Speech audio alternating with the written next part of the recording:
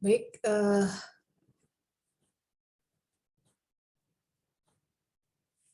Assalamualaikum. Assalamualaikum warahmatullahi wabarakatuh.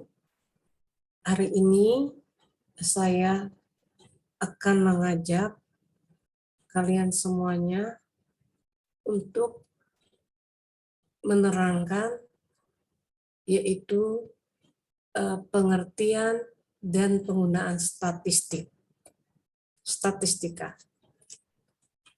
Nah, sebelumnya kita sudah mengetahui atau Anda sudah mengetahui apa itu statistika dan apa itu statistik. Jadi, kita harus bedakan antara statistika dan statistik. Nah, di sini statistika adalah ilmu mengumpulkan, ya, menata, menyajikan, menganalisis, dan menginterpretasikan data menjadi informasi untuk membantu mengambil keputusan yang efektif. Itu yang kita sebut statistika. Sedangkan statistik adalah suatu kumpulan angka yang tersusun lebih dari satu.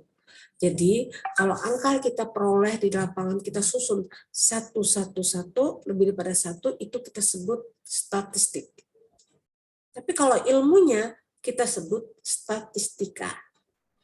Jelas ya, ada perbedaan antara statistika dan statistik. Nah, sebelum kita melangkah selanjutnya, ada baiknya kita melihat perkembangan statistika dari tahun ke tahun. Pertama yaitu di zaman Mesir dan Cina untuk menentukan besar pajak, itu digunakan statistika.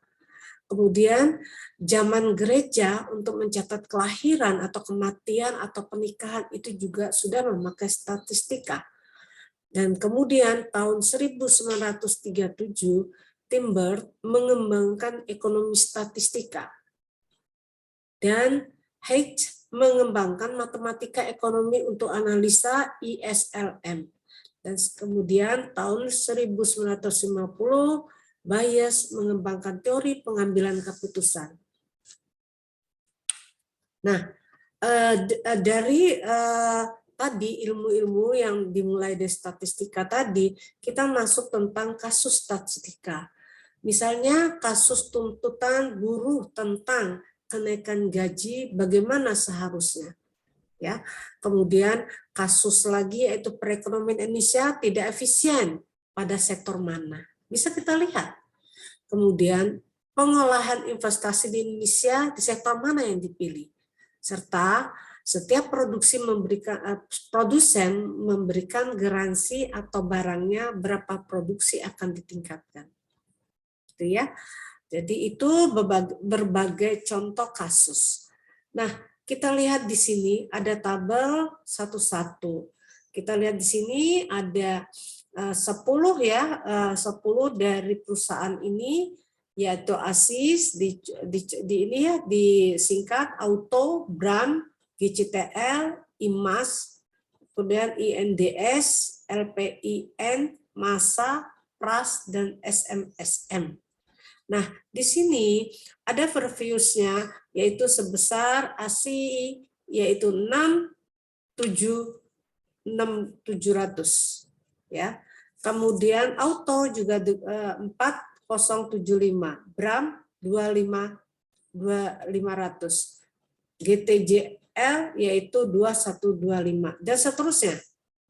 Kemudian dia membuka open daripada harga saham itu adalah 6650. Kemudian 4075. Tapi yang tertinggi adalah di sini 6800. Dan ke bawah ya.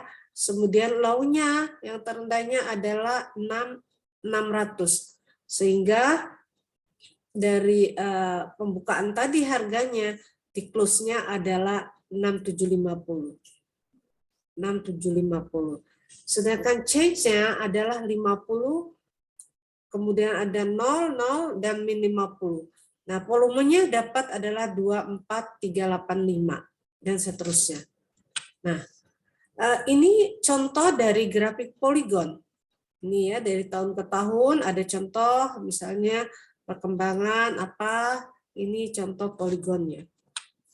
Nah, kemudian kita masuk penggunaan statistika.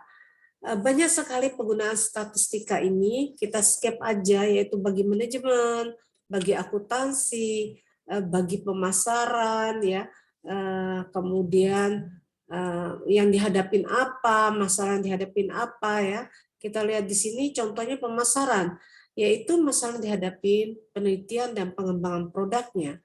Kedua, analisis potensi pasarnya dan segmen pasar yang destinasi pasar.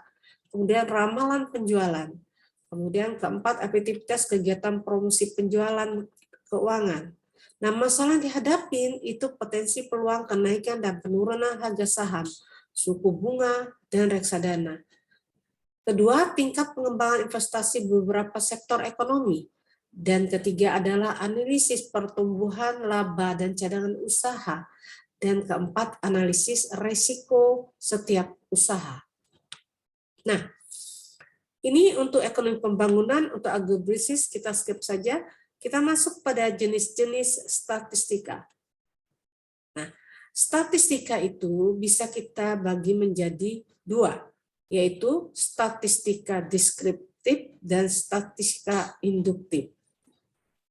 Kalau statistika deskriptif itu biasanya kita membahas tentang penyajian data, kemudian ukuran pemusatan, kemudian ukuran penyebaran, angka indeks, deret berkala, serta peramalan. Kalau statistika induktif, kita akan membahas tentang probabilitas dan teori keputusan, kemudian metode sampling, teori pendugaan, pengujian hipotesis, regresi dan korelasi, statistika non-parametrik. Baik. Nah, sebelum kita masuk ke lainnya, kita akan membicarakan populasi dan sampel. Apa yang disebut populasi? Di sini dapat kita jelaskan bahwa populasi itu merupakan sebuah kumpulan dari semua kemungkinan orang-orang, benda-benda, dan ukuran lain dari objek menjadi perhatian. Jadi, kumpulan orang bisa, kumpulan benda bisa, ukuran atau dari objek bisa. Itu yang jadi perhatian kita sebut populasi.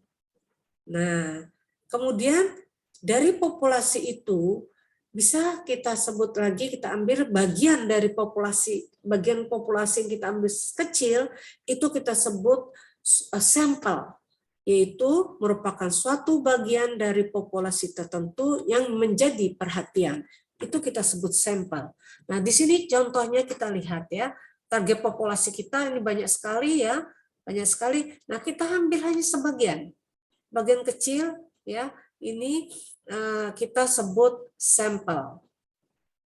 Nah, ini ya sampelnya. Ini perbedaan antara populasi dan sampel. Baik, jenis-jenis data. Di sini jenis-jenis data bisa kita bagi menjadi dua, yaitu data kualitatif dan data kuantitatif. Nah, data kualitatif biasanya itu adalah jenis kelamin, ya itu kualitatif, misalnya perempuan, laki, ya. Kemudian warna kesayangan, warna hijau, warna hitam, warna kuning, kesayangan kita itu kualitatif. Kemudian asal suku, misalnya dari Sumatera, dari Jawa, itu kualitatif. Sedangkan kuantitatif itu kita bisa bagi dua, yaitu data diskrit dan data kontinu. Nah, kalau data diskrit itu contohnya adalah jumlah mobil. Ya, jumlah mobil, berapa jumlah mobilnya, jumlah stafnya berapa, jumlah TV yang ada di rumahnya berapa, itu kita sebut data diskrit. Nah, kalau data kontinu, yaitu misalnya berat badan. Ya, berat badannya berapa, jarak kota dari sini ke Bandung berapa, luas rumahnya berapa, itu data kontinu. Baik, sudah bisa dibedakan ya antara data diskrit dan data kontinu. Nah, kita lihat ada sumber data statistika.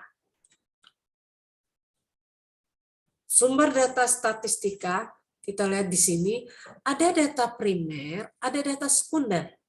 Kalau data primer, yaitu wawancara langsung. Misalnya saya akan mengadakan penelitian, saya langsung mendatangi orang yang akan saya teliti atau sampelnya, itu dengan memakai wawancara langsung. Atau wawancara tidak langsung. Ya, bisa juga kita mengadakan wawancara tapi tidak langsung. Dan ketiga, pengisian kuesioner. Kita tebarkan kuesioner dan nasabah sampel kita akan mengisi kuesioner tersebut. Atau observasi, kita mengamati misalnya di kelas bagaimana guru mengajar, bagaimana dosen mengajar. Kita bisa mengadakan pengamatan, siswanya bagaimana menerima tentang pengajaran tadi. Nah, kemudian kita lihat lagi ada data sekunder, yaitu data dari pihak lain. Data yang sudah diolah oleh pihak lain, misalnya oleh BPPS, ya BPS. Kemudian oleh Bank Indonesia, dia bisa mengetahui saham-saham dan sebagainya ya. Kemudian mungkin dari World Bank atau IMF atau VOO dan lain-lain. Yang jelas data sekunder itu data yang sudah diolah ya, sudah diolah oleh sumbernya. Kalau data primer kita yang datang ke sana dan kita akan mencarinya data tersebut. Nah, kita masuk skala pengukuran. Skala pengukuran, kita lihat di sini, skala pengukuran dapat kita bagi menjadi 4.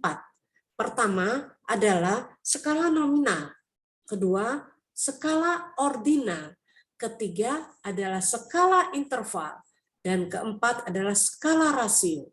Kita lihat satu persatu. Skala nominal, yaitu angka yang diberikan hanya sebagai label saja.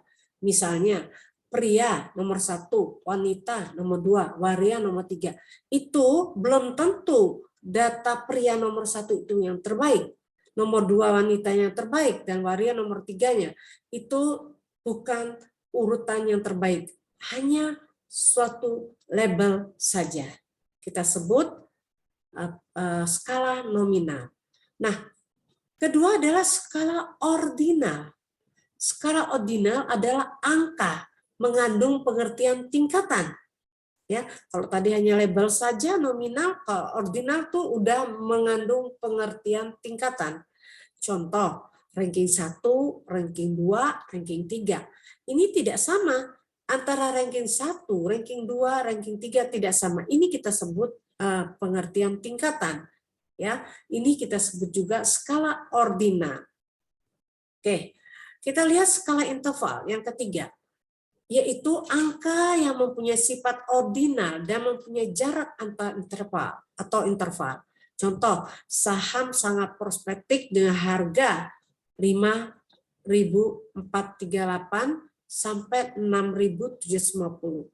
Saham prospektif 4.127 sampai 5.438. Nah, ini adalah skala interval, mempunyai jarak ya, mempunyai jarak kita sebut skala interval. Kemudian yang keempat skala rasio. Nah, di sini skala rasio adalah angka yang mempunyai sifat nominal ya, mempunyai sifat nominal, ordinal, dan interval.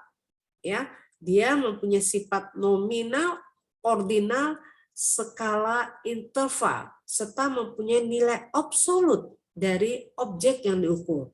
Contoh, pada tahun 2012, inflasi Indonesia misalkan 4,3%. Data inflasi Amerika Serikat yaitu 2,069%. Maka inflasi di Indonesia yaitu 2,8 kali inflasi di Asia, di Amerika. Terima kasih. Jadi untuk pertemuan kita ini kita akhiri dengan mengucapkan Alhamdulillahirabbil alamin. Baik, ini kita sudah selesai membicarakan tentang pengertian statistika. Baik, kita akhiri pertemuan kita dengan mengucapkan wassalamualaikum warahmatullahi wabarakatuh.